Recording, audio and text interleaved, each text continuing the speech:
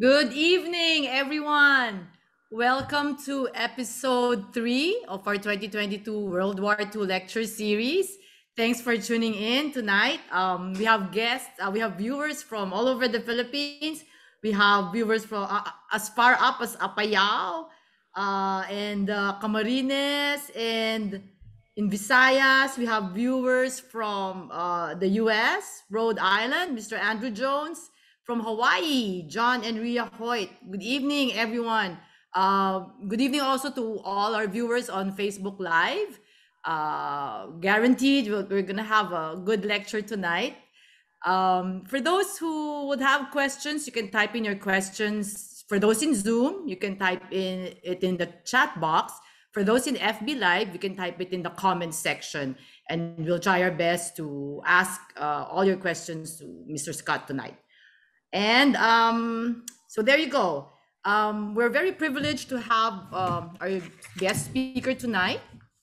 He's a former Nieman Fellow at Harvard, and he's the author of Rampage, which was named one of the best books of 2018 by the editors at Amazon, Kirkus, and Military Times, and was chosen as a finalist for the prestigious Gilder Lehrman Prize for Military History by the New York Historical Society.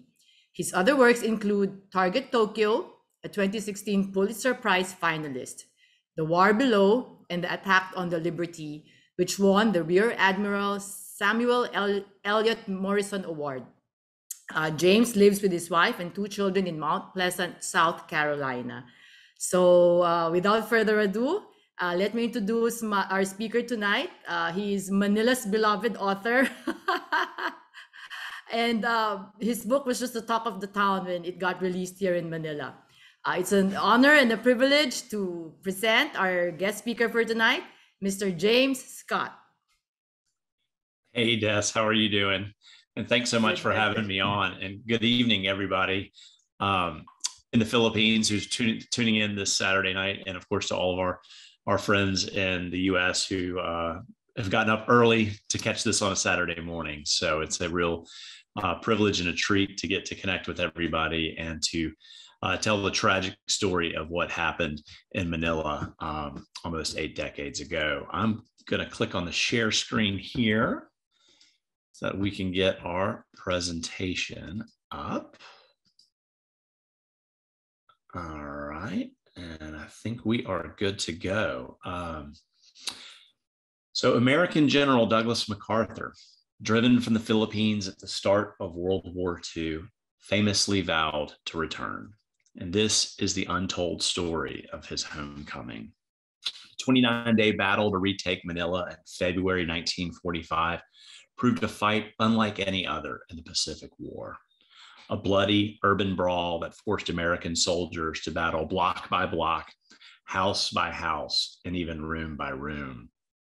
The end result was the catastrophic destruction of the city and a rampage by Japanese troops that terrorized the civilian population. Landmarks were demolished, houses torched, countless women raped, and their husbands and children murdered. An estimated 100,000 civilians were slain in a massacre as heinous as the rape of Nanking. Not only did that battle give American war planners a glimpse of what an invasion of the Japanese homeland might involve, but those brief weeks in March 1945 and February forever transformed the city once known as the Pearl of the Orient and decimated generations of Filipino families, the ripples of which still affect lives even today, almost 8 decades later. To truly appreciate the tragedy of the Battle of Manila, it's important that we rewind to the start of the 20th century. The United States had captured the Philippines along with Cuba during the Spanish-American War. But unlike Cuba, which the US granted independence, America decided to hold on to the Philippines. The rationale for that was best described by Arthur MacArthur, father of General Douglas MacArthur, who helped capture Manila during the Spanish-American War and served as one of its early military governors. Quote, the archipelago, he told the US Congress in 1902, is the finest group of islands in the world. Its strategic position is unexcelled by that of any other position on the globe. Policymakers realized that Manila, which would serve as America's front door to the business markets in China, India, and Malaya, needed a facelift to help attract industry and reflect America's growing global status.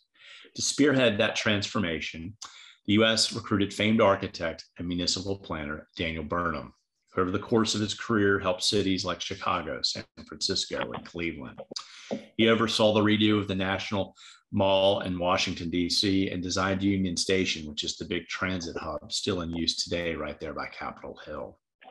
Burnham saw incredible potential in Manila with its vast natural resources, its old Spanish churches, and of course, the ancient walled city of Intramuros, the 160-acre historic heart of Manila, built soon after the city's founding in 1571. Quote, possessing the Bay of Naples, the winding rivers, Paris, and the canals of Venice, Burnham wrote in his plan, Manila has before it an opportunity unique in the history of modern times, the opportunity to create a unified city equal to the greatest of the Western world, with the unparalleled and priceless addition of a tropical setting. In the 4 decades leading up to World War II, Manila developed into a small slice of America, home not only to thousands of U.S. service members, but employees of companies like General Electric, Del Monte, and B.F. Goodrich. Often called the Pearl of the Orient, the city boasted a great quality of life with department stores and social clubs, golf courses, swimming pools. Quote, Manila is by far the most beautiful of all cities in the Orient, declared the New York Times in a 1932 article. Quote, from the top of the University Club, it seems half hidden in a canopy of trees, green everywhere, a city within a park. On the eve of World War II, one of Manila's most prominent residents was none other than General Douglas MacArthur, who lived with his wife and 4-year-old son in the penthouse atop the luxurious Manila Hotel. Like his father, Douglas MacArthur's life was intertwined with the Philippines, where he'd served often throughout his career. Quote, in this city, he once said, my mother had died, my wife had been courted, my son had been born. For MacArthur, son of a career military officer who'd spent his life pinballing around the world, Manila was the closest thing he had to a hometown. But more than just the MacArthurs enjoyed it. Quote, to live in Manila in 1941, remembered CBS News correspondent Bill Dunn, was to experience the good life. But the good life ended on December 7th, when Japanese attacked Pearl Harbor and invaded the Philippines soon afterwards, launching the United States into war. Hoping to avoid a bloody battle for the capital, MacArthur declared Manila an open city and evacuated his forces to Bataan and the fortified island of Corregidor. For MacArthur, this was far more than just a strategic retreat. He was abandoning his home, forced to leave so fast that the family did not have time to take down the Christmas tree that stood in the corner of the parlor. Japanese troops fanned out through the capital, rounding up thousands of American civilians and interning them at the University of Santo Tomas. Internees came from all backgrounds and boasted a wide range of skills, from doctors and accountants to school teachers, carpenters, and even golf pros. The captives hustled to transform the 50-acre campus into a functioning small city, building latrines and beds, sewing mosquito nets and pillowcases, and planting crops. Internees even set up a school system for the 500 children, complete with a study hall and libraries. Despite the resourcefulness, conditions, as you might imagine, the thousands of people there together were cramped. Quote, if you want privacy, read a sign in the bathroom, close your eyes. And MacArthur endured 77 days in the tunnels of Corregidor before escaping under the cover of darkness on March 11th, 1942, in a torpedo boat with his family and staff. For MacArthur, it was an agonizing event, forced to leave behind thousands of Filipino and American soldiers, troops who had trusted him and who would soon face the death march, followed by years in Japan's notorious POW camps. Upon reaching Australia, he made a public vow, I shall return. Those 3 words would drive him as the weeks turned to months and then years. Now, Manila suffered greatly during the 3 years of the enemy's occupation. Japanese officers seized homes and cars from residents. Others looted food supplies, department stores, stole farm equipment, and left fields to rot. Store shelves sat empty. Basic necessities like medicine vanished. Felipe Buencamino, writing in his diary, captured the frustration of many.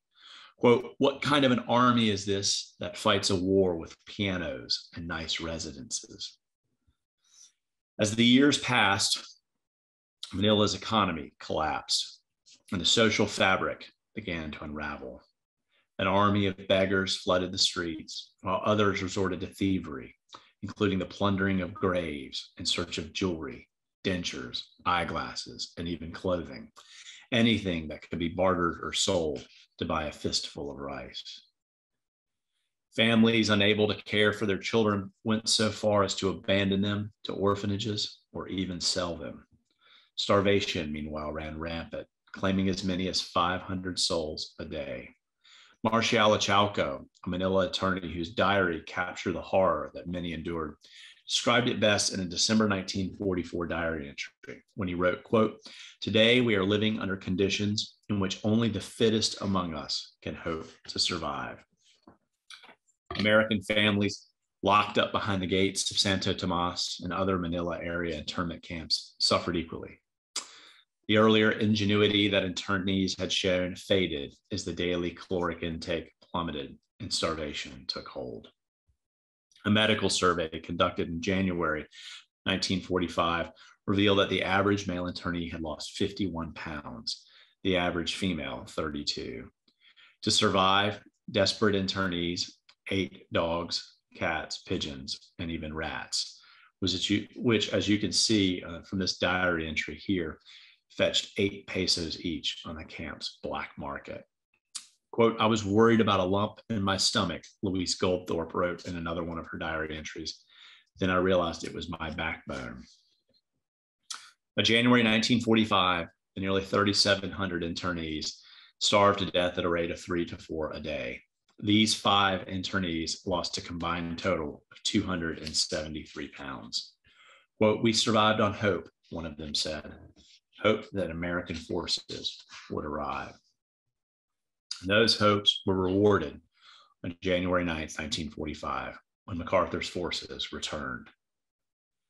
Hitting the beaches of Lingayen Gulf in preparation for the 100-mile drive south to liberate Manila. Standing in MacArthur's way was Japanese General Tomoyuki Yamashita, whose job was to turn the Philippines into a tar pit, to bog down America in its march north toward Japan. Yamashita had proven himself early in the war, seizing Singapore from the British and earning the nickname the Tiger of Malaya. But his rivalry with War Minister Hideki Tojo had led the latter to park Yamashita for much of the war in Manchuria. Tojo's ouster, following the fall of the Mariana Islands in the summer of 1944, had led to Yamashita's resurrection. And just as MacArthur had come to redeem his promise, Yamashita is equally as certain of his fate. He had come to die, but he did not plan to do so in Manila. Instead, he divided up his army and planned to fight a protracted battle in the woods and jungles of Luzon. In contrast, Rear Admiral Sanji Iwabuchi, who commanded the Manila Naval Defense Force, had no intention of abandoning the capital, even if Yamashita had ordered it. Iwabuchi had been a failed sea captain early in the war. He had had a ship shot out from under him off of Guadalcanal and had survived, which was a big disgrace. He saw in Manila a chance to redeem himself by creating an urban bloodletting similar to Stalingrad. To accomplish this, he divided his 17,000 soldiers and Marines into several geographic commands that covered northern, central, and southern Manila. Iwabuchi's ultimate plan called for a defense centered around Intramuros, the ancient citadel guarded by towering stone walls.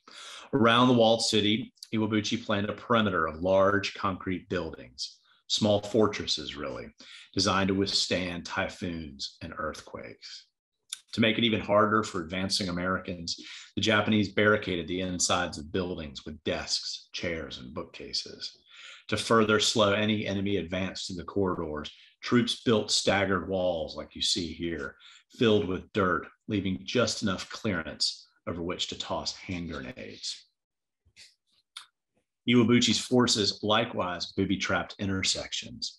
This is the intersection of Dart and Oregon streets, where the Japanese had set out 25 drums filled with concrete and sunk 16 railroad axles into the roadway.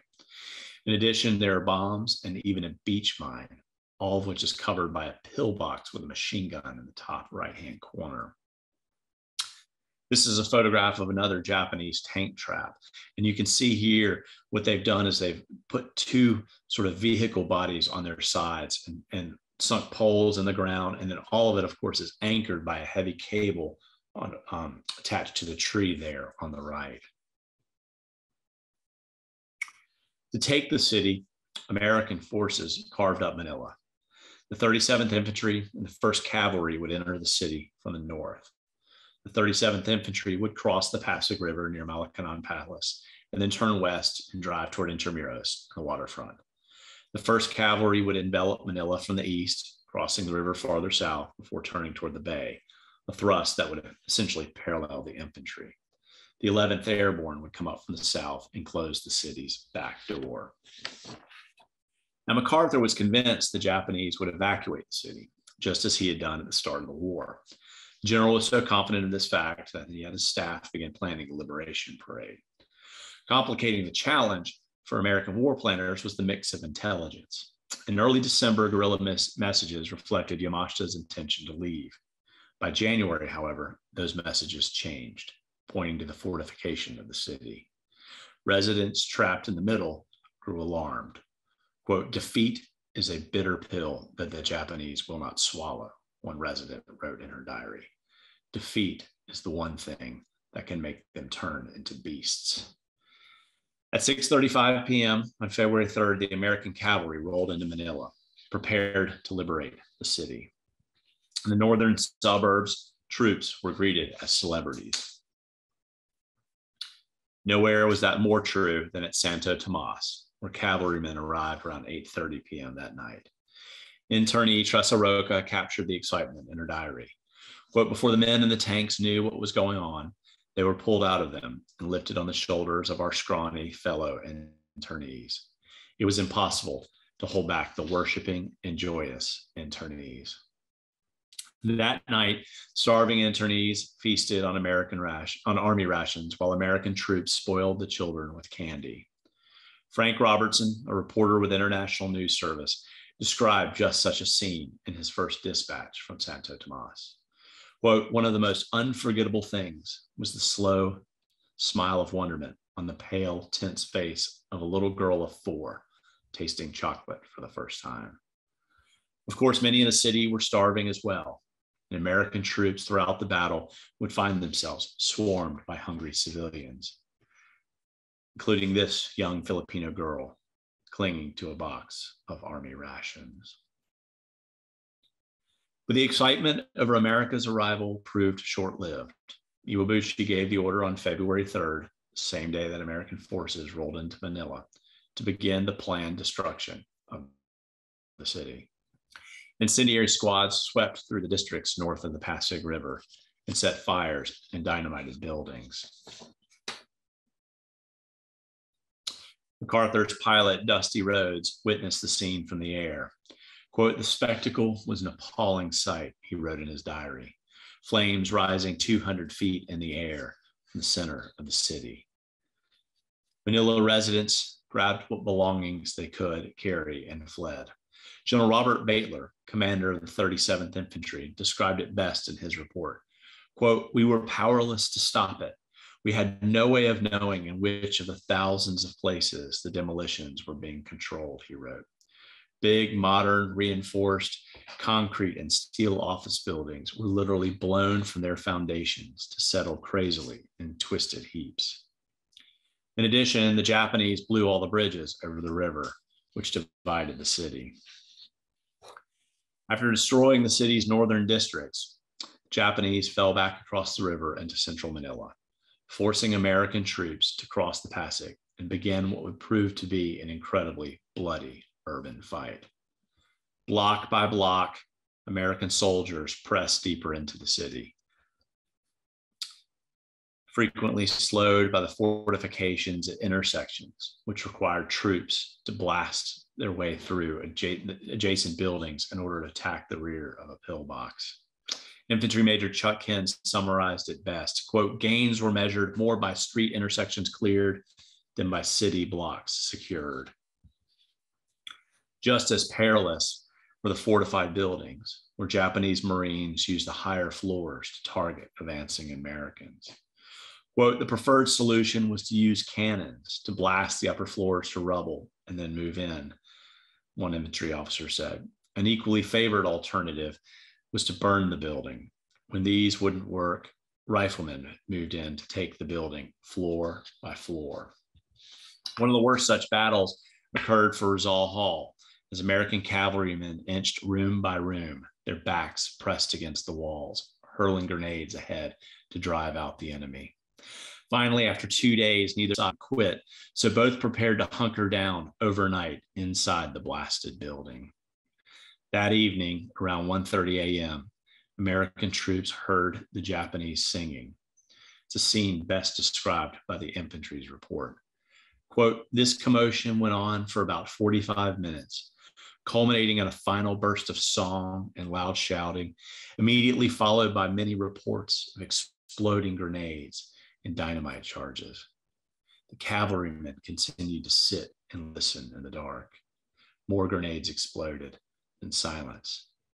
These detonations went off at half-hour intervals until around 4 a.m., at which time a lasting silence finally settled over the wrecked building. The next morning, at sunrise, troops moved in to find that 77 Japanese had blown themselves up while they had listened to them." Now, MacArthur refused to allow planes to bomb the city for fear of killing civilians, but he relented and permitted artillery after American troops suffered heavy casualties crossing the Pasig. Over the course of the battle, American troops would fire more than 42,000 artillery and mortar rounds. Between Japanese demolitions and American artillery, Manila was being destroyed from the inside and out. Men, women, and children retreated below ground. Conditions inside cramped air raid shelters devolved as the hours turned to days. Bunkers built to house a single family at times held multiple. With so many bodies pressed so close together, the air inside stagnated and the heat soared. Manila resident Hans Steiner captured it in a letter to his mother. Quote, "We lived like dogs," he wrote. "All around us, there were fires and explosions. It was the best imagination of hell one could get." And of course, such shelters proved easy prey for marauding Japanese troops, who often lobbed hand grenades inside. That was the case for this man here, whose cheek, as you can see, is ripped away after a Japanese Marine tossed a hand grenade inside his shelter. Many others proved too injured to walk, including this woman, who was placed in a basket by neighbors for transportation to an aid station. In his diary, Santo Tomas internee Robert Weigel described the parade of wounded who came to the university in search of help. Quote, "They are so far beyond recognition that in many cases one can't tell whether they are men or women, boys or girls, dead or alive." And by February 9th, Iwabuchi realized that the fight was lost. The Americans were across the river, pressing into central Manila. His fortifications along the city's southern border likewise threatened to collapse. The Americans had more firepower and far more troops. At that point, the fight took a very evil turn, devolving from a battle over one of Asia's great cities into one of the worst human catastrophes of World War II. An examination of the timeline of dozens of atrocities that occurred in Manila point to February 9th as the fulcrum in which the violence against civilians shifted from individual attacks against suspected guerrillas to organized mass extermination. American war crimes investigators would later tally 27 major atrocities just inside Manila, with hundreds more committed throughout the Philippines. The Japanese tossed babies in the air, skewering them on the tips of their bayonets. Troops decapitated hundreds of others with swords, and burned thousands to death alive. The merciful ones received a bullet. In one such example, Japanese Marines stormed the Red Cross headquarters, going room by room, shooting and bayoneting more than 50 civilians, including 2 infants, one just 10 days old. The Japanese likewise burned to death more than 500 other men, women, and children inside the German Club, which is a big social hall where many nearby residents had gathered for protection against the fires and artillery. Troops forced hundreds of other civilians into the dining hall at St. Paul's College, where they rigged the chandeliers with explosives and then dynamited it, killing 360. In one of the more gruesome crimes, the Japanese converted a home on Singalong Street into a house of horrors. Troops cut a hole in an upstairs floor and then marched blindfolded civilians inside, forcing them to kneel over that hole. The Japanese Marine then cut each person's head off with a sword before kicking the body down the hole. War crimes investigators, by counting skulls, later determined that 200 men died in this way, though 9 miraculously survived, and you can see in these photos here their wounds. The atrocities, of course, went beyond murder. The Japanese rounded up thousands of women, locking many of them inside these 4 buildings, the last one being the infamous Bayview Hotel, which was Jean MacArthur's first home when she moved to Manila. There, in rooms where tourists once enjoyed Manila's legendary sunsets, Japanese troops assaulted hundreds of women. Quote, "I was raped between 12 and 15 times during that night. I cannot remember exactly how many times," one victim later testified. "I was so tired and horror-stricken that it became a living nightmare." The Japanese did not discriminate. They killed men and women, the old and the young, the strong and the infirm. Alongside thousands of Filipinos, the Japanese slaughtered Russians, Spaniards, Germans, and Indians, as well as Supreme Court justices, the family of a senator, and scores of priests. Quote, "The list of known dead that has come to my attention sounds like a who's who of the Philippines," Marcial Lachauca wrote in his diary. Judges, lawyers, bank directors, doctors, engineers, and many other well-known figures in public life now lie rotting in the ruins and the ashes. Those residents who were able began that long march out of the city, a dangerous journey through an apocalyptic wasteland. It was a scene described by Life magazine photographer Carl Meidens. Quote, "All morning we had seen the long files of people walking mutely rearward past advancing infantry. Some of them limped with improvised wound dressings. Many of them walked, heaven knows how, with open wounds." The Americans were so inundated with escaping refugees that engineers had to build a catwalk to help ease the flow out of the city. By the morning, February 23rd, American forces had isolated the last of Iwabuchi's troops inside Intramuros and a handful of surrounding government buildings. The fight to retake the walled city began with a massive artillery barrage at 7:30 a.m., one so destructive that it blackened the sky, turning day into night. In 1 hour, American forces fired a staggering 10,000 artillery and mortar rounds into the walls of Intramuros. Every second of the bombardment saw an average of 3 shells fired, creating a continuous rolling thunder that rendered telephones worthless, forcing observers to fall back on visual communications. For those civilians trapped inside the walled city, it was terrifying, like being caught up underneath a roaring freight train. Quote, "We could not even see each other because of the smoke," one later said. "We thought we were all going to die." At 8:30 a.m., the assault troops moved in to the walled city. Quote, "The ensuing silence," one journalist recalled after the gun stopped, "seemed even louder than the bombardment." Once inside, troops discovered that the survivors were almost exclusively women and children. War crimes investigators later determined that the Japanese had killed an estimated 4,000 men inside the walled city in the days leading up to the assault. The Japanese had locked many of them inside cells at Fort Santiago and burned them. Hundreds of others were found piled on top of one another, sealed inside the underground dungeons. Many of the children rescued were now orphans, including these three, one carrying a bucket of utensils, and the other, if you look in the bottom right-hand corner of this slide, a baby doll. But the battle was not over. America still had to eliminate the last of Iwabuchi's forces, holed up inside the handful of government buildings that ringed the walled city. America blasted the legislature with artillery, then sent in assault troops. The building eventually fell at noon on February 28th. Troops then pounded the agriculture and finance buildings, the latter of which is pictured here on the bottom left, along with the ruins of the legislature. Iwabuchi decided to make his final stand in the agricultural building. Quote, "If we run out of bullets, we will use grenades," he told his men. "If we run out of grenades, we will cut down the enemy with swords. If we break our swords, we will kill them by sinking our teeth in their throats." But Iwabuchi's vigor withered under the onslaught of America's merciless guns, which pulverized the columns, ripping gaping wounds in the concrete walls around him and exposing the building's sinuous veins of rebar. Iwabuchi had presided over one of the most barbaric massacres of World War II. His troops had wantonly slaughtered tens of thousands of men, women, and children in some of the most cruel and horrible ways.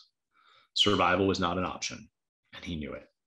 Iwabuchi summoned his last remaining forces and apologized for leading them to doom. Quote, "If anyone has the courage to escape, please do so," he instructed them. "If not, please take your lives here." The admiral then retreated to his quarters on the main floor in the northwest side of the building, where, armed with a knife, he slit open his belly. A handful of Japanese troops did, in fact, surrender at that point, like this Marine pulled from the agricultural building. But most, however, chose to die. And on March 3rd, 1945, 29 days after American troops rolled into the city, the Battle of Manila finally ended. Fight to retake the Philippine capital and resulted in the deaths of 16,665 Japanese, the near total destruction of Admiral Iwabuchi's forces. MacArthur's men suffered, in contrast, about 1,000 killed and another 5,500 wounded. It was the civilians who bore the brunt of the horror, with an estimated 100,000 killed, many of them slaughtered by the Japanese. The dead were often so disfigured that relatives had to identify them through clothes, cigarette cases, and keychains. This quote here from a February 23rd letter, I think, sums it up very accurately.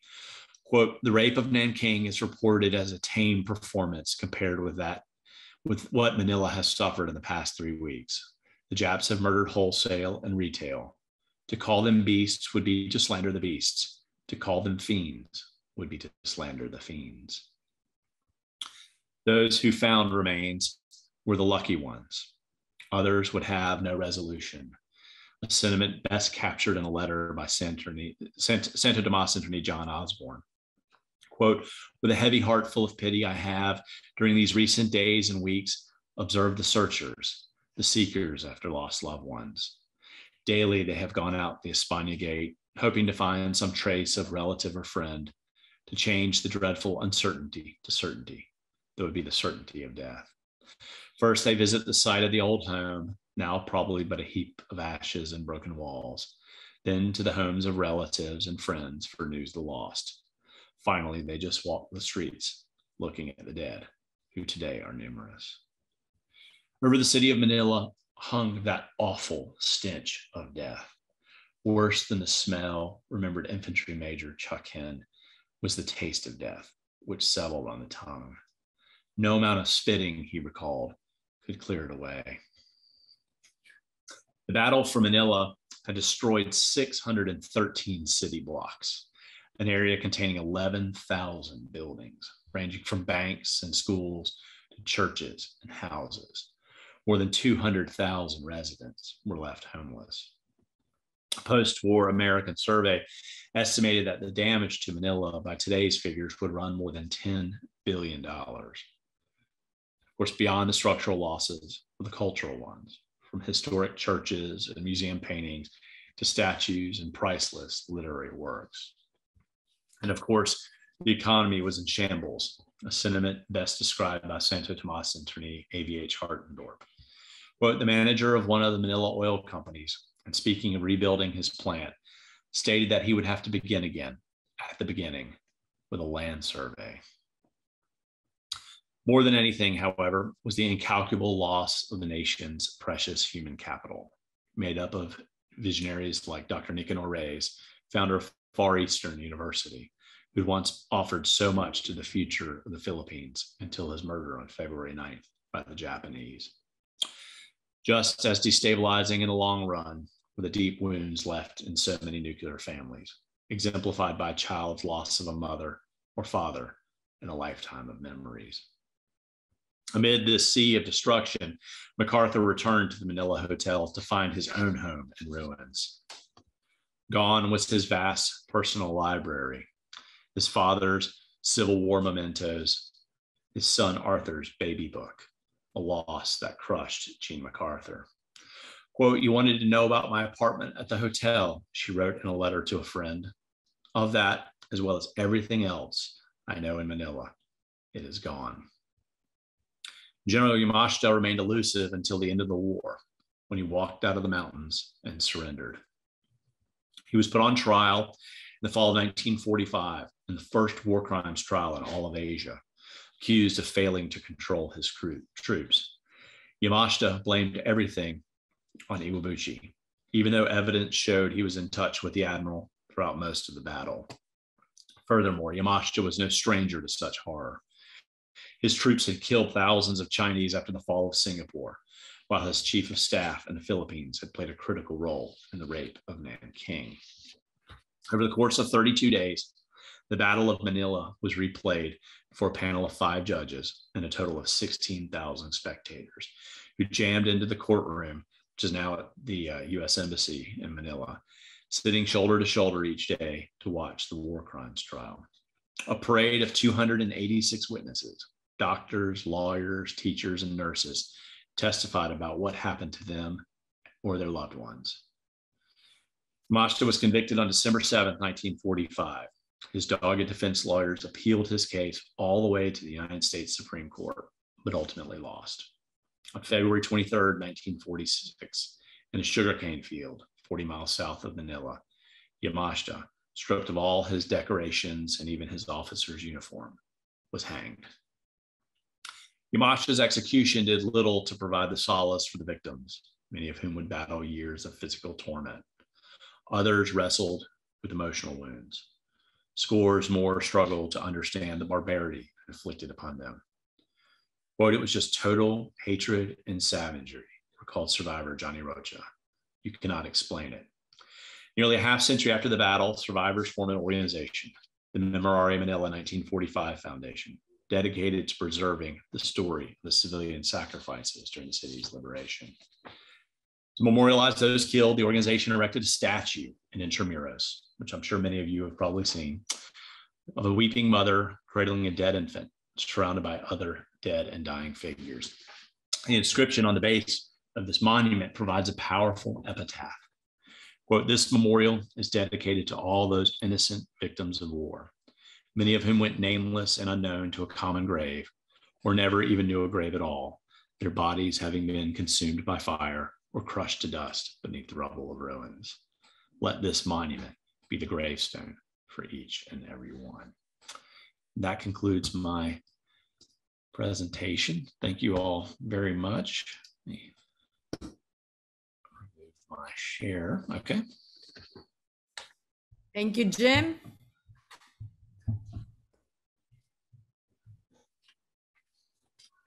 Thank you very much. Thank you, Jim. Pleasure. While you were Thank doing you. the lecture, we got a lot of comments from our viewers, and a lot of them are apparently descendants of survivors or non-survivors of the battle. And this is really, I think, one of the maybe the heaviest catastrophe or tragedy that befell Manila. These 29 atrocious days and 100,000 dead. And that is also one of the reasons why Memorare Manila made that memorial, is because, you know, graves were by March, graves were, you know, decomposing, and and they had to be bulldozed into mass graves and pits, and because of disease and flies and everything. So we built that memorial, the memorarium memorial, to really serve as the you call this serve as the maybe the final resting place of all the people who didn't have a name to them when they died or were found under the rubble after the war. It's really horrific.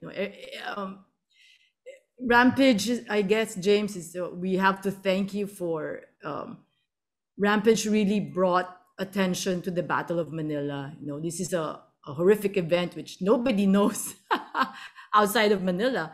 And we don't have to go too far, because many Manileños don't even know what happened, especially the young. So this really brought a lot of attention and focus to what happened here during the war. And we really have you to thank for. So I'd like to read some of the comments from our guests. So one said, from Mr. JB Ochosa, he's from UP, University of Philippines. He said, my great-grandfather saw the city in its glory as a government clerk forced to work alongside President Laurel. After the war, he left his province and took my grandmother to live in the shanties that sprung from this hell. Yes, this is true. This was the start of the what do you call this, the squatter colonies especially in Intramuros and Ermita area. Another comment is from Mike Alcazaren. Hello, Direct Mike. Direct Mike said, my father treated one of the survivors from the Singalong massacre. And his father went on to become the head of, if I'm not mistaken, head of the trauma department, or because of what he saw during the war. And another comment from Bob Hansen. My grandfather testified at Yamashita's trial. My mother's American uncle was with MacArthur on Bataan and Corregidor. We must learn from the mistakes of the past as we move to make a better future. Agreed. But I think with what's happening in Russia now, people don't learn, huh? James, what do you think? No, it's a big tragedy indeed. Yes. Absolutely. Oh, we've got a good question from Miss Nicole Villabrosa. Good day, Mr. Scott. My question is, were there Japanese communities in Manila? If so, what role did they play in the war? Thank you.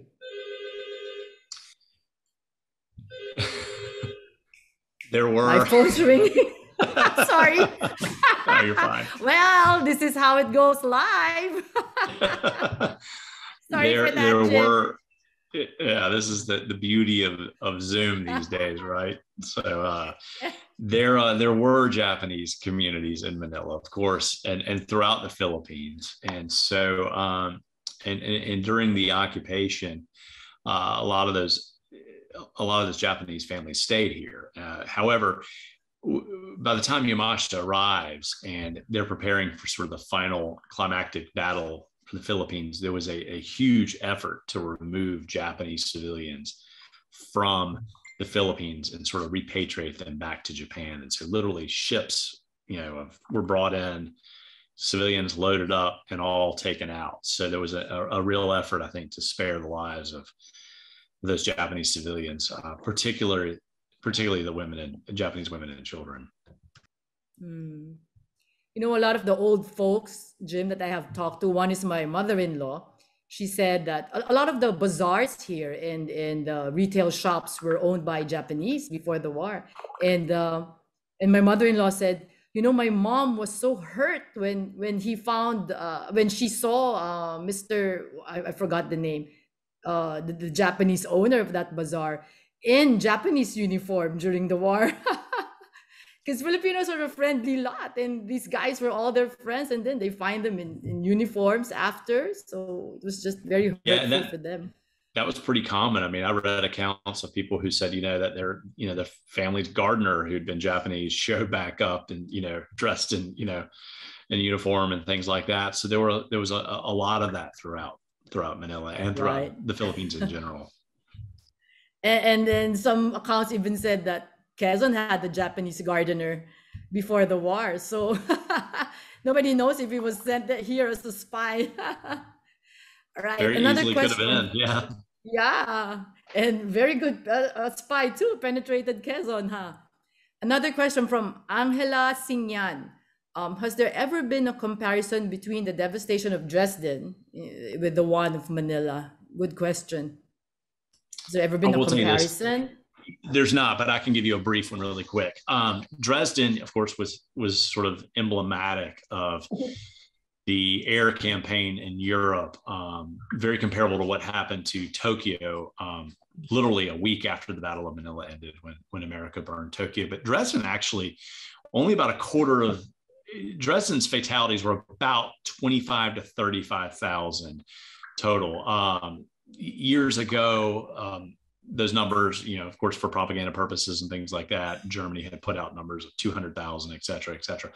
But the greater historical understanding now has really brought those numbers back down. So it's more along the lines of 25 to 35,000 people were killed in Dresden. And I think a lot of scholars these days kind of err more toward the 25,000 figure. Now, of course, Manila, we don't have a true concrete number. I think 100,000 is sort of the generally agreed estimate of how many people died. It's the number that was put out by the U.S. Army historian. It's the number that has been adopted by the Philippine government. Yamashita was ultimately tried, I believe, for about 64,000 deaths. But I also know that Memorare did a study on this back, 10 or 15 years ago, and concluded that the numbers of deaths were probably higher than 100,000. And that's unfortunately the challenge that we face in tabulating deaths, because there's so much destruction and there was so much disbursement of people that it's really hard to come up with an exact, precise, concrete number. And it's not just Manila. I mean, the same thing happened after Nanking. The same thing has happened, in Tokyo with the destruction of the firebombing there. But I think it's sort of the generally agreed estimate. So, but what you're looking at with Dresden is you're really looking at about a quarter of the fatalities of Dresden versus Manila. Dresden had extensive property damage. I think it was a little over 8 square miles of the city had been burned out and destroyed. Manila had 600 and some city blocks destroyed. So, from a destruction standpoint, and I've not actually calculated how many square miles of Manila were destroyed, but it was extensive. So, I think from a human loss, without a doubt, Manila far exceeds what happened to Dresden. Right. Especially when you really look at it as a percentage of the population, because we only had like 16, 17 million people at that time. So very big percentage. Yeah. And I mean, Manila's pre-war census, right around the eve of the war was about 600,000. And so if you lose 100,000, and granted, Manila's population had ballooned up significantly as people had come in from the provinces during that. But if you look, it's really one out of every 6 pre-war people would have been killed in the Battle of Manila. 1 in every 6, huh? Terrible. Yeah, those are staggering numbers. Right. And all that, cultural, architectural losses, which can never be regained. Yeah, that's the big thing. Oh, sorry. Yeah, I was going to say that's the big thing that people don't understand. I mean, this is, that the Battle of Manila is a battle that is born entirely on the backs of the civilian population. I mean, literally 100 civilians die for every 1 U.S. soldier. 100 civilians die or 17 civilians die for every 1 Japanese soldier, roughly. So this is a battle that's totally born on the backs of the civilians. And not only do you have this just eradication of this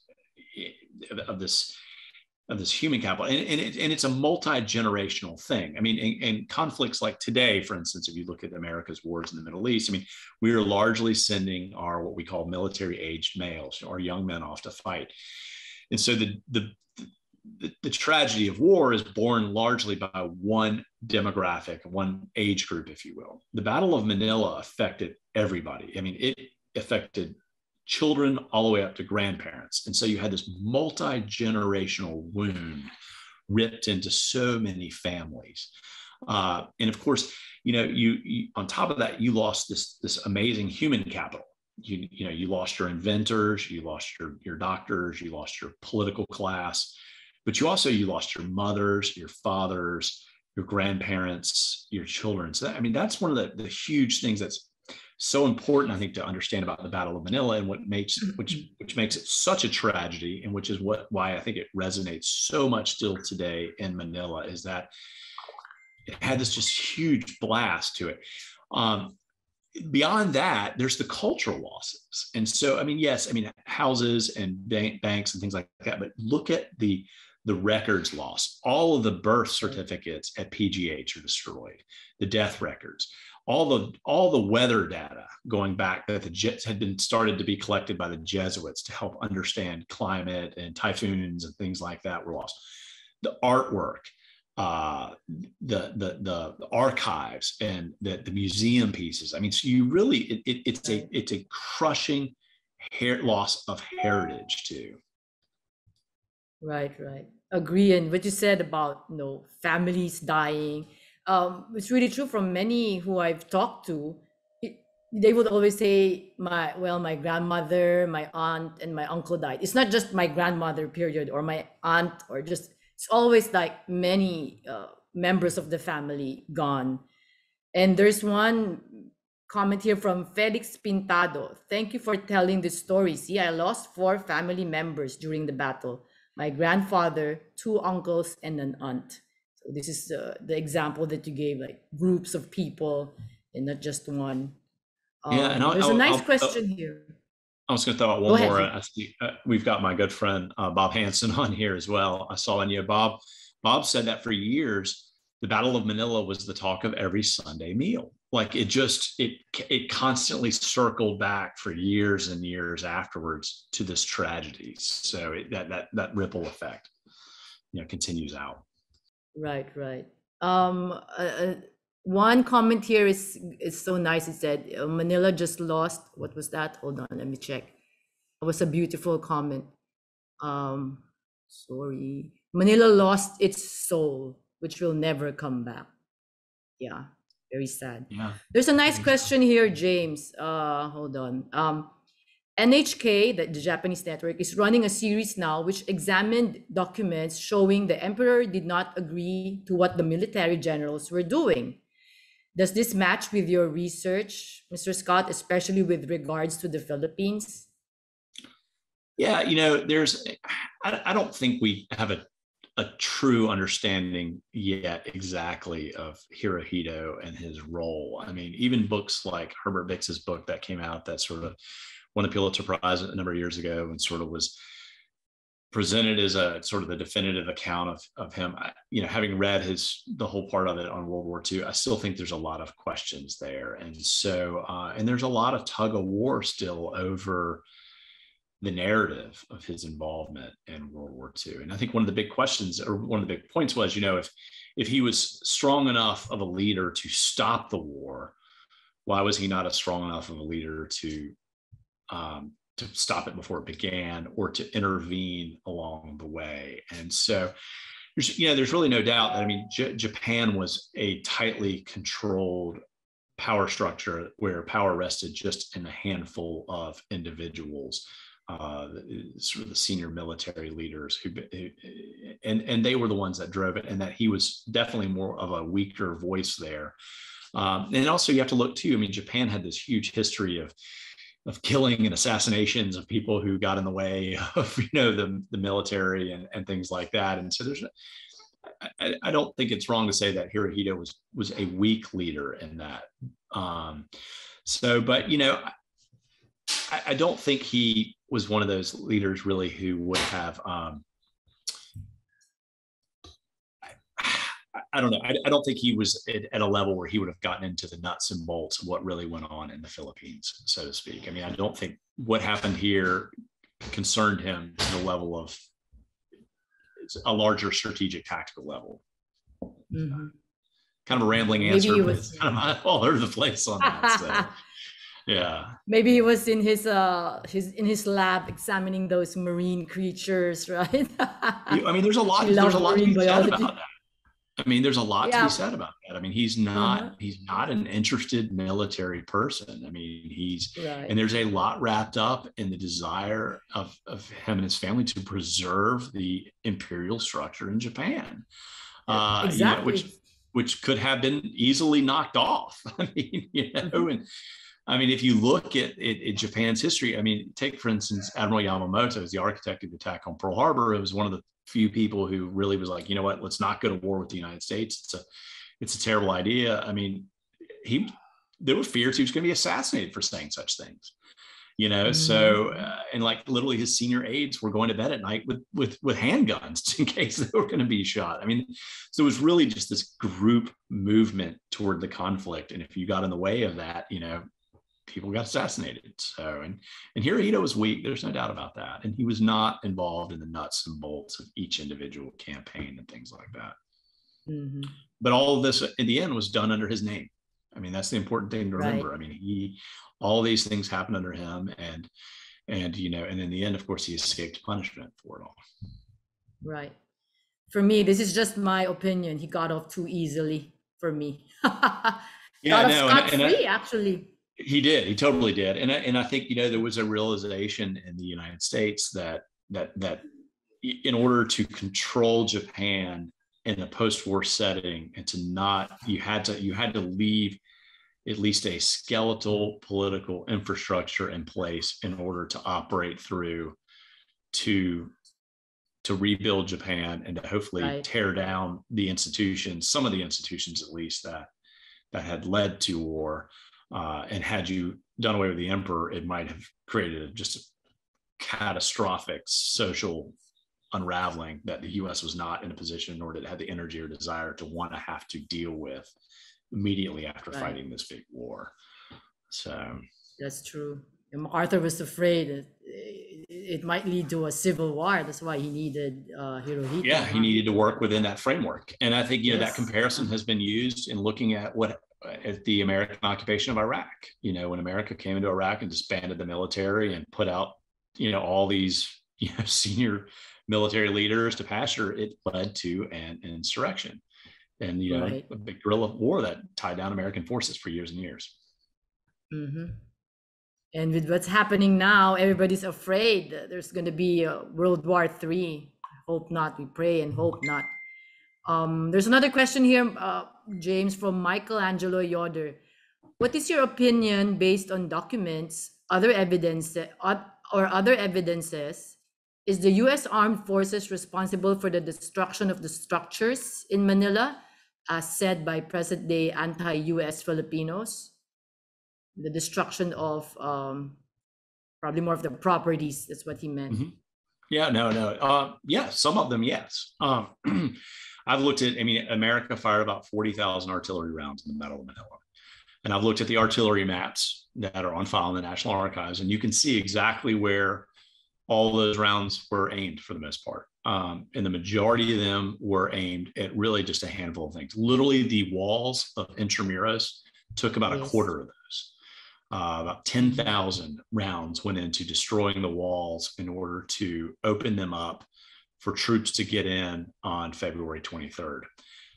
Thousands and thousands of others went into the legislature, into the post office, into the agricultural building, the finance building, and a lot of those sort of structures that were being used as fortresses for the Japanese. And it's important to remember, these, and we couldn't get into it in as much detail in a talk like this today, but these were buildings that were built during that 1900 to say the outbreak of the war, during that time period when the U.S. was in control of the Philippines. And so they were built to modern standards of that time: concrete, rebar, built to withstand earthquakes and typhoons. They were natural urban fortresses. The Japanese were very creative in how they fortified them. They actually dug wells in the basements of them. They built tunnels that went out into pillboxes and things like that. They were had done it in such a way that they were sort of forcing the Americans to have to attack the buildings in certain directions so that they could maximize their fields of fire. So this was kind of like a return to medieval ages and to siege warfare. And what you do in siege warfare is you knock down the walls and then you go in. And that's what we did. And so the United States came in and literally had to blast these buildings. You saw the photographs of the legislature, which I think that photograph of the legislature is one of the most haunting images when it's just crumbling. You look at City Hall in Manila. It's a photo I didn't show in this slide, but another one. So most of the artillery and destruction went really into just a handful of these types of properties. Japan actually is the ones who set fire. If you look north of the Pacific River, if you look at Tondo and Binondo, you look along the Escolta and all that was destroyed by Japan. If you look at what happened in Malate, Ermita, all the residential districts, things like that, those were all actually burned by Japanese troops. And they were very good at that. They had incendiary squads. They knew what they were doing. They did it in China. I mean, they did it in the wake of the Doolittle raid. They literally went in and just burned out whole areas. So that's the difference. I mean, I think if you can really look and see where the majority of America's artillery fire went, and that's not to say some of it. I mean, America did in fact lob some shells into the Manila Hotel when the Japanese were using it. So and that was part of what they did. You know, they went into civilian areas and they PGH, for example, and they set up guns in areas where they knew there were civilians. But the majority of that gunfire, that artillery fire, was directed at these key Japanese strong points. Right. Many people fail to realize that the Japanese were setting fire in all the residential places, as you mentioned, as early as February 3. So, and then the atrocities were all done by the Japanese, really. There's a question here from Andrew Jones. What caused the Japanese February 9 transition to mass atrocities? That turning point, February 9, where the atrocities really went crazy. They did. And that's, when you look at, so I created this spreadsheet, if you will, of all the atrocities and whatnot, and kind of looked at it. And it's amazing that that's the date when everything shifts and everything changes. And I really think that's the date to when Iwabuchi realizes that it's over, that the Americans at that point are across the river. They're into central Manila. It was a lot faster for them to get there than he anticipated. The 11th Airborne is really right there at the back door of the city. And he realizes now that he's losing control of the situation. And at that point, that's when the murders really go to a shift into a much higher gear. And they move. Originally, if you look at the early atrocities, which started, I mean, literally the day America rolls in, they're rounding up constables, former military officers, people that they think are going to have guerrilla ties. And they began to torture them and kill them and even their families. But that then moves to just general mass civilian murder on February 9th. That's when you start seeing the rounding up of everybody in Paco, the rounding up of people in Malate and Ermita. You see, I mean, like St. Paul's, okay, when you round up all the neighbors around St. Paul's and you force them there into the dining room and you detonate it, that's the kind of atrocities you start seeing. And of course, we were fortunate in that captured Japanese records found on the battlefield showed all this. I mean, it literally, there was a concern amongst Japanese officers about running low on ammunition. And so instructions were put out on how best to kill civilians and not waste ammunition. And locking them in buildings and burning it was part of that. Throwing them in a river was another thing. And if you look at that, look at what happened at the German Club, okay? Which is literally right there in downtown Manila. Today, I think it's an empty parking lot. No one has rebuilt on it for all these years. 500 residents who had gathered there in the crawl space underneath it were literally burned to death. And those that tried to get out were shot, mutilated, bayoneted. So you see that really starts to happen on February 9th. And there's a pretty awful line in one of those orders that says everybody found on the battlefield is to be considered a guerrilla, even women and children. And of course, the battlefield is the city of Manila. And so at that point, it's open season, so to speak, on killing anyone. And you see it going on. You see an effort to round up anyone who could be seen as a threat. And I think the worst, of course, is what happened in Singalong, and that's the one I saw, Mike's comment that his father had actually helped treat those guys. I mean, to me, that's just crazy to think of how somebody thought up such a manner in which to kill so many people. I mean, that's just, to me personally, that's, I think, one of the most horrific. Right. And Mike, I saw your comment on there. There absolutely needs to be a marker of some sort there to remember that. So Mike has plotted where that Singalong beheading house used to be, and it's now, I think, a Save More supermarket. Yeah. Yeah, It needs let's to have work a on that marker marker. there.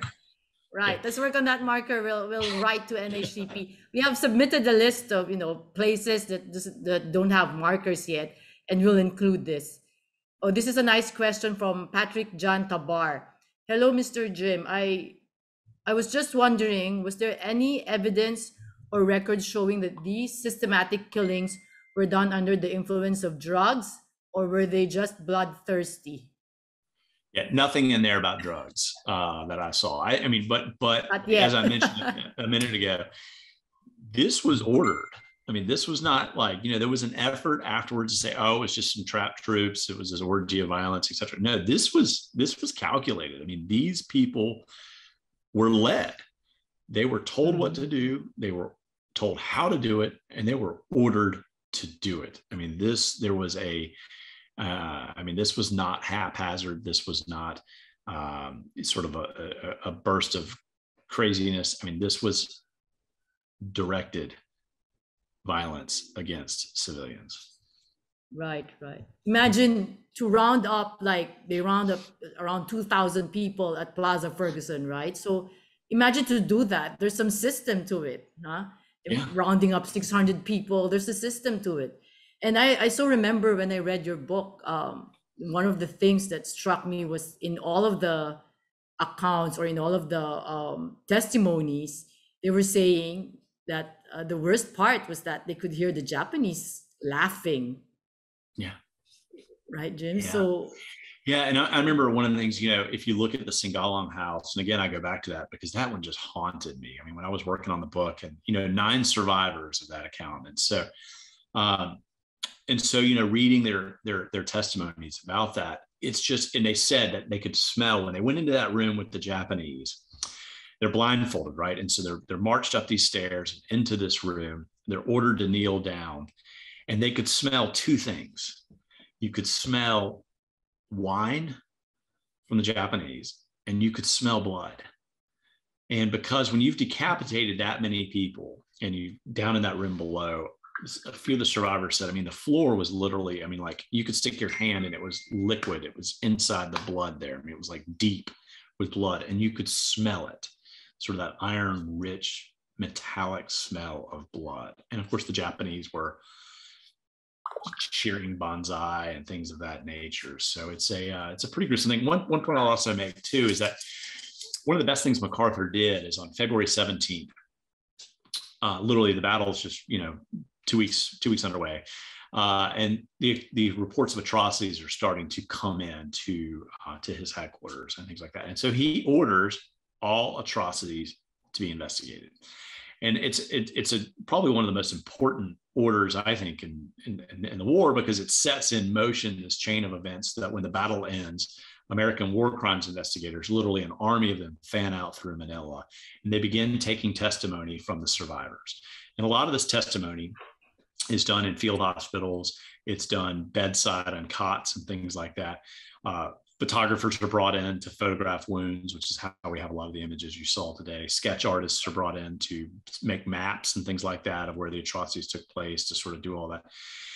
And of course, all this stuff is being done to be used as an eventual war crimes trials, but it's also now, I mean, tens of thousands of pages of material that are in the U.S. National Archives that allow us to recreate with a granular level of detail the horror that befell Manila.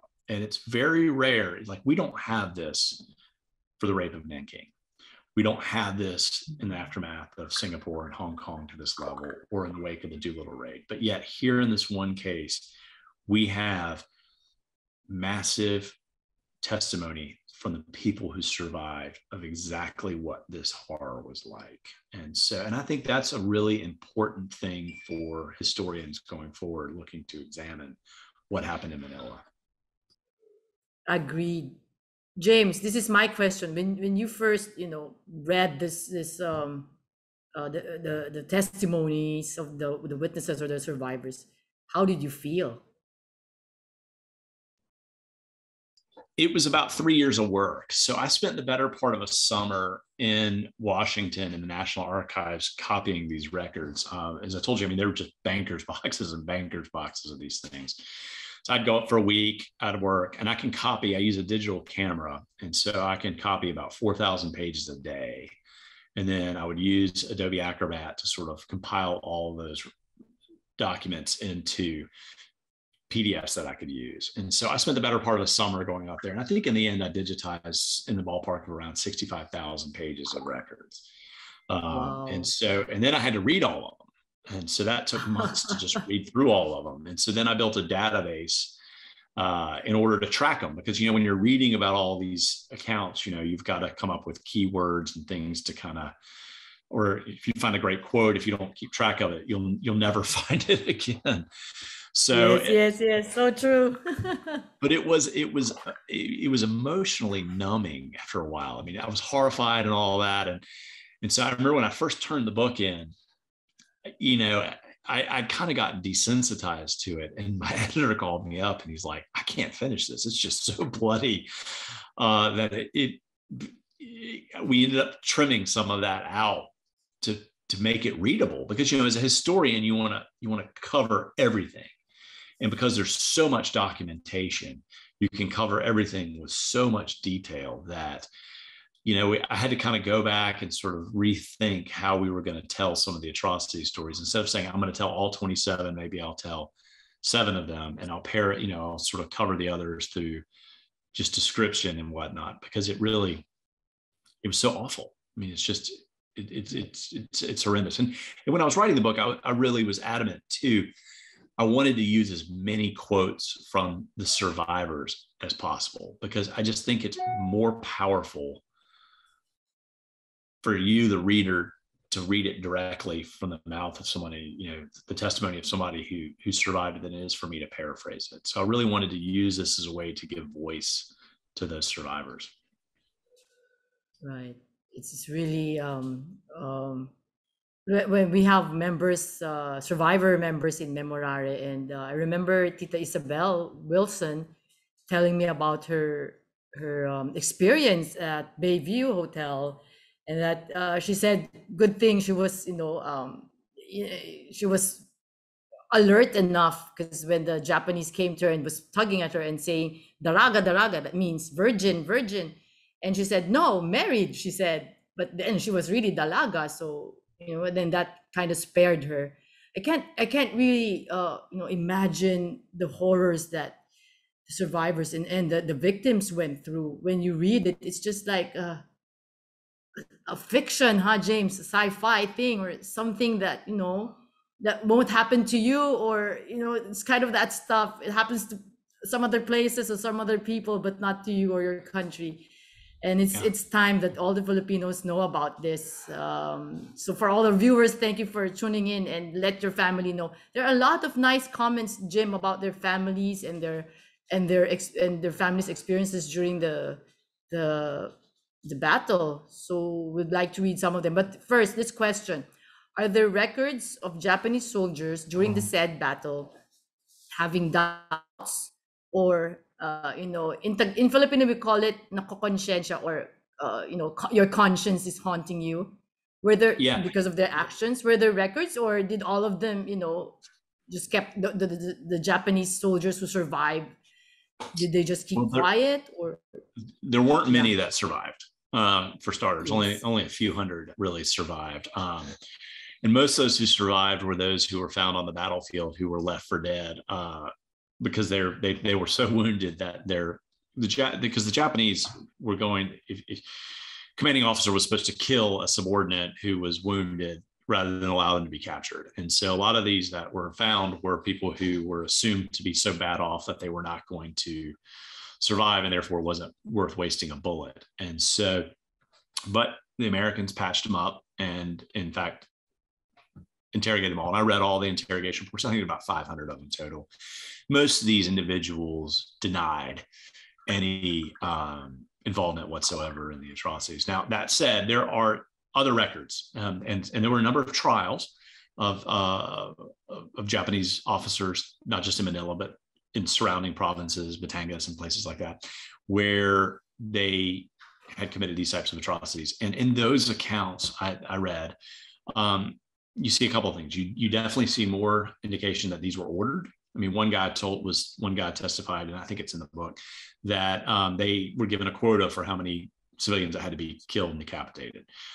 You also, the Americans also found a number of diaries on dead soldiers, and those things were kept. They were translated. They were also then later used for evidence in war crimes trials. And in those diaries, there is some remorse. There are some individuals who said, I think one of the most haunting ones is like, how will God ever forgive me? How will my mother ever forgive me? And so that said, there's not tons, but there's some. Yes.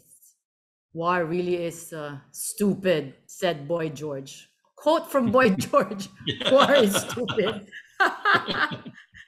I'd like to read some of the comments, really nice. From Joy Arellano. Hello, thank you for this very informative account on the Manila massacre by the Japanese. My mom was 12 years old then, but the horrid memories she had witnessed at that time was profound. When the Holocaust Museum opened here in DC, she refused to go and look at the exhibits, saying, I have seen the Holocaust in the Philippines during the war. Babies and civilians were murdered. Did everyone forget that? War is always sad and traumatic and invokes negative thoughts for those who experience them, like PTSD affecting our veterans. It's really a wonder to me, James, how that generation survived the battle and the war in the Philippines, just moved on. And it's really amazing how the country was rebuilt after the war and with all the destruction and the trauma. Yeah, I don't know how. I mean, I've often wondered in, having like, what was it like to live in Manila in 46, 47, and 48? I mean, to have experienced and survived this and then have to wake up every day and put your pants on and go find a job, go to work, go back to school. Like, how do you go back to life after this kind of tragedy? And the fact is, you just have to. I mean, life moves on, and you're scarred and you're traumatized by it. But I've often wondered, I mean, you go through this cataclysmic event, how do you rebuild and move on? And that's right. One of the legacies. I mean, that's one of the challenges. That's why the battle showed up as a discussion point every Sunday at Bob Hansen's family's dinner table. I mean, it's just, it continues. Right. And for our viewers, James was the one who told me this, and which I never really, realized before James told me that was why Makati and Forbes Park and all those posh villages in Makati and someplace else sprang up after the war. That's why, this was a boom place after the war, because Ermita and Malate was just, rubble and maybe very traumatic for them to go back to, where they lived. And I saw pictures, maybe this was maybe 2 or 3 years after the war, although the streets were clean and, debris were all put inside, the maybe the properties, but it still those are still rubble. So I can't imagine how it was. It's a lot easier to start fresh with just empty land and build again than it is to clear out that rubble. Because it's not just what's above ground that's wrecked. It's the below ground that you have to deal with. I mean, you've got to water lines, sewer lines, road systems. Yes. I mean, it's honestly, in cases like that, it's just easier to start fresh, and that explains the migration south, I think, of the development. Another realization from Mr. James Scott. Thank you for pointing that out. Because growing up, Makati was always there, Forest Park was always there. So, I didn't really think of it that way. But yes, that was what happened, really. Some more comments, if you don't mind, Jim, Very nice. From Mr. Gonzalo Gonzalez. it's more of a lot of people are sharing their family experiences. This is really nice. My uncle told of a neighbor they had in Pasay who was a cook in a nearby eatery. When the war broke out and the Japanese entered Manila on January 2, 1942, he emerged as a captain in the Imperial Japanese Army. Oh my, a captain, huh? Oh my. And another insight from Mr. Gonzalez. My uncle gave me an idea of the extent of destruction and devastation of the rampage that took place. He said that one could stand at the corner of Vito Cruz and Taft Avenue, near where De La Salle is located, and you could see the clock tower of Manila City Hall. Yeah, I Wow. read accounts too. Father James Reuter was saying, you can see Manila was leveled. Yes. Mm-hmm. There's one more nice question here, James. Hold on. Do you think the Battle of Manila was necessary? Couldn't the U.S. forces just bypass the Philippines and spare it from battles like Singapore? Maybe the question is, instead of the Philippines, was Formosa a better, Yeah. Well, and option? that's that's a and that question comes up from time to time, and I think it's important to remember that you would have had a different catastrophe if America Yes. had bypassed the Philippines and waited till the end of the war for Japanese forces there to, quote, wither on the vine, which was the terminology used by some of MacArthur's aides and Americans who thought about bypassing it. Would have been a different catastrophe. And I covered it very briefly in the presentation, but the Japanese occupation, particularly in that last 18 months or so, was just absolutely brutal to people in the Philippines. I mean, the Japanese so mismanaged the economy that the social structure began to break down. They had come in and they had looted everything that was of value in the Philippines and had taken it back to Japan, things that could be reused. They'd done the same thing in China. They'd actually gone so far in China as to literally pull up railroad lines because they could use the iron in them could be melted down and then used for things like worship construction. And so they were doing the same thing in the Philippines. They were taking farm equipment, tractors, things of that nature out, medicines, microscopes, things like that. And of course, food, rice, things like that, crops. I mean, they had armies on the march that had to be fed. And so the result of that, of course, particularly in that last year, you just see an absolute breakdown of society. Thriving black market. You see the buy-sell industry erupt where people are literally, it becomes a bartering service. You see grave robbing becomes very rampant because people are literally digging up bodies to take the clothing off of them so that could be used to be bartered and sold. Children are being sold. They're being given up.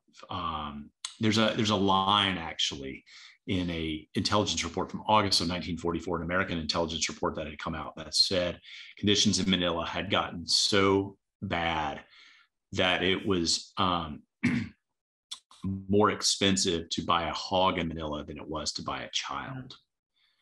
And so you had mass starvation beginning to happen. About 500 people a day were starving to death in Manila. So, and that's just in January, right? This is the beginning of 1945. So imagine if you get all the way up till September when Japan officially surrenders, imagine how much worse that would have gotten. Right. So you may have saved the buildings, but you would have lost, thousands and thousands of lives in a very brutal way. Because, one of the things when the Americans came in, as soon as the battle ended, they began to have to feed everybody. And so ships of supplies were coming in from Lingayen Gulf. And if you look at the reports that are coming in, they're carrying everything from mosquito nets and soap to frying pan and supplies. And the army began to hire people to try to rebuild. There was no economy. So they began just offering jobs for people to help out. Shoveling debris, things of that nature, in order to be able to sort of resuscitate the flatlined economy and to save those lives. So it would have been a different tragedy, and it would have been Right. probably equally as bad. I so agree. This is often the question during our lectures, James, huh? Which is better if the Americans bypass Manila or yeah, I really agree with James. Yeah.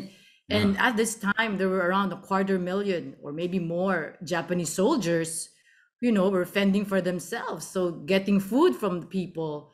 And by 44, the Filipinos were starving already. Yeah. And then to feed this, 250,000 Japanese soldiers here. And for everyone's information, by January, the Japanese were late 44, rounding up a lot of civilians who they think are connected with the guerrilla resistance and just killing them by the hundreds. And a lot of them were killed at La Loma Cemetery. Heroes like Jose Fallanes Escoda, General Vicente Lim, they were there in mass graves. So that's so sad. And if it went on, maybe, as James said, we would have lost maybe double or triple that 100,000. Yeah, I mean, I So, always think it's like, what's worse, starving I mean, would you rather starve to death or be shot? I mean, that's kind of that's the awful conundrum facing people, right. Or we'll catch 22. Terrible, huh?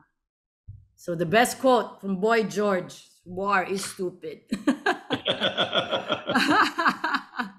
Quote unquote. All right. I saw some more comments here. Hold on. Let me just check. It's really nice because there's a lot of sharings here by our.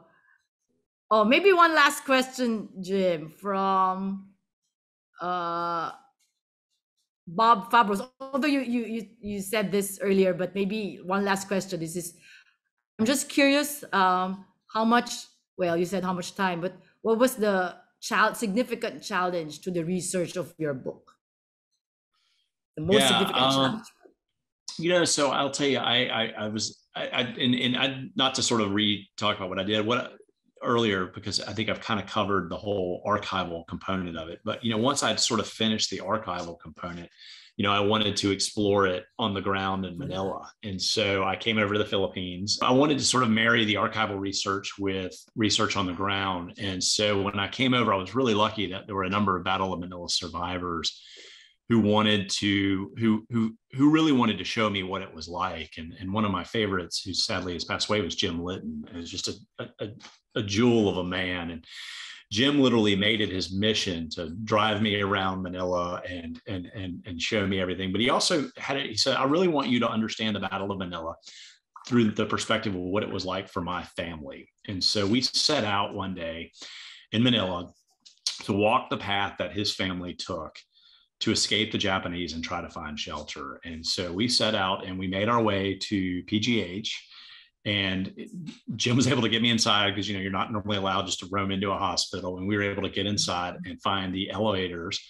And it was Jim had actually, and his family had gone into the crawl space underneath PGH where they had waited out the Americans. And they had survived, like other families had, by taking the water out of the backs of toilet tanks in order to survive. And so, it was experiences like that that helped me understand the terror and the fear and what it took to survive. Going into the chapel at De La Salle, and having read all those accounts of the survivors and then retracing their steps up that staircase there to the chapel and imagining what it was like as the Japanese were chasing them. And then I went in and I sat in the pews and Des, you and I have been back there together since then. I mean, it's just, to me, it's such a haunting place to go and see. And so, I mean, there's so many of these sort of ghosts of Manila that I think are still out there. I mean, even just going to where and seeing where the German club was. And so I think that was for me personally, that was an important part of it. And I'm a big believer in experiential learning. And so you do all this archival work, but it's important then to go and to see the places and spaces. And in a case like this at PGH or at De La Salle, I mean, it's very similar to what it was. And the tunnels, remember, Jim, the Intramural Tunnels. Absolutely. Yeah. I mean, we went down in the, thanks to Rancho, we were able to get down into the underground the dungeons there at Fort Santiago, which that's just haunting. I mean, particularly because I showed that image earlier of all the bodies in there. You can now go inside there and see that. And so yeah, just really, I mean, there's so many ghosts of the Battle of Manila still. Right. Would you say, Jim, that of all the books and the researches you've done, was this one of the most emotional for you? Without a doubt. And I'll tell you in part why. I think, as a historian, you're used to sort of writing these books, and, you spend a lot of time in archives, and you deal a lot with a curious audience who is detached, who's just curious about history and learning. When this book came out, I heard from so many people who would write in and say, well, my mother's quoted in your book, or my father is. And in so many of those cases, I would pull out the documents that I had and I would email them to people and say, well, here's your mother's deposition, and to me, I mean, I've had just incredible experiences with survivors, with the children of survivors, and things like that. And to me, it's really, I think, demonstrated, like we talked about earlier, how much the legacy of this battle, the ripples of it, still are there today. And so, and that's been, for me, I think, one of the most rewarding parts about this experience is that, being able to connect with people whose family stories are there, and being able to share the documents. I mean, some people didn't know that, didn't know these records existed. And so getting to have that personal interaction and connection, I think that, to me, it's been, without a doubt, this has been the most rewarding, for being such a tragic story that it is. That has been, for me, the shining light of it all, the silver lining of it. Right. For all of you who want to learn more about the Battle of Manila, I suggest you read James' books. There are other James' book, Rampage. There are other books available locally. One by Dr. Benito Legarda. Tito Beniting wrote Occupation, 42 to 45, about life in Manila, and there's a lot of stuff there about the battle. Here. There it is. And we used to carry this in our library, in our online selling in our foundation. But then when Tito Beniting died, I think the publisher ended the contract, or whatever it is, they rescinded the contract, and they're not printing anymore, or maybe they just sold whatever's there and they're not going to print anymore. So for all of you who has that copy, wow, that's a gem now. Another is Dear Mother Putnam by Marshal Ichauco, written by Marshal. That was his diary during the war. Yeah. Another one is that I find nice is Pasita Pestaño Jacinto's Living with the Enemy. That's also nice. What else? Of course, are two of the best diaries. Yeah. Right.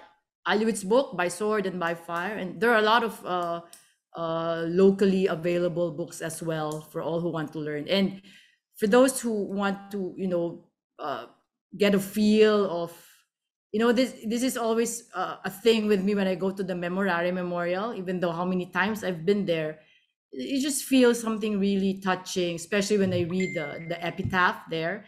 And for those of you who haven't gone, just go. It's an open park, open space. It's open to everybody. It's in Intramuros near San Agustin Church. And that's our memorial to all the 100,000 Manileños who died during the battle.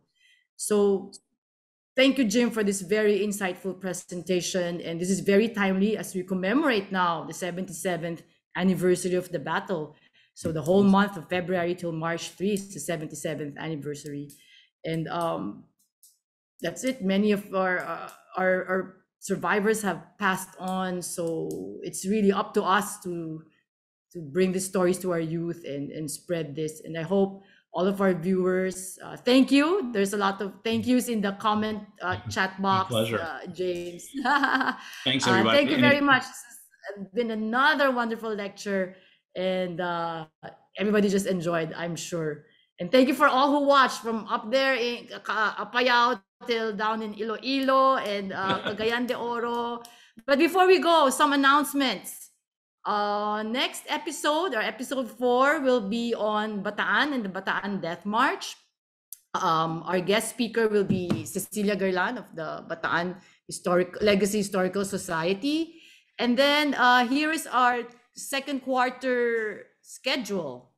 More lectures coming up. Second quarter schedule for April, we have Peter Parsons.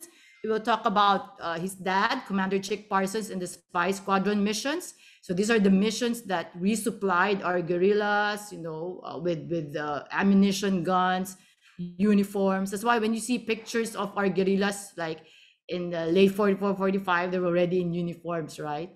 And then on May, I'm also excited about this. Glenn Williford, he wrote Pacific Rampart. He's a coastal defense expert, and he will talk about Corregidor, the campaign, defense, surrender, and the eventual liberation of Corregidor. And then in June, we have Ahia Mike. Ahia, how are you? I hope you're watching. So Mr. Mike Baños will talk about the war in Cagayan de Oro, not Cagayan Valley. The war in Cagayan, that will be in June. And we always time it around the last Saturday of the month. And please like our page so that you'll be updated of the schedule should there be changes, and updated of the coming episodes. And thank you all for watching. And for those who signed our petition for the Bangko Sentral ng Pilipinas, I just like to report that we have submitted our letter, and a list of, I actually printed hundreds of pages of the names of our signatories, of our petitioners. So we submitted it this last Wednesday, and we're hoping to get a reply. So I'll update you from time to time in the change.org platform. And thank you very much, Jim. Would you have some parting words, last words, before we end the show?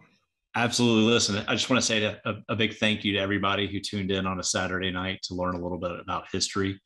I think this is the Battle of Manila is such an important part of Philippine history, so many lives. And I think it's showing itself to be so incredibly relevant today as we watch the news unfolding in Europe and the tragedy there. So yes, thank you so much for inviting me on. It's great to see you again, even if it's only by Zoom. And thanks again, everybody. There are a lot of places you could be on a Saturday night. So tuning into a historic lecture is, I applaud you all. Keep it up. Thank you. Thank you, James. Thank you for bringing this to the world's attention. James has been invited to so many seminars, podcasts, and talking about the Battle of Manila. And many of the people who watch it were really stunned by what happened here in Manila. And everybody kept saying, we don't know about this, or we know so little of it. So thank you, James, for shedding light on this. Thank you, everybody. Have a pleasant night. And we hope to see you in the next episode. That will be March 25 at 10 a.m. with Cecilia Gerlat. Thank you, everybody. Thank you, James.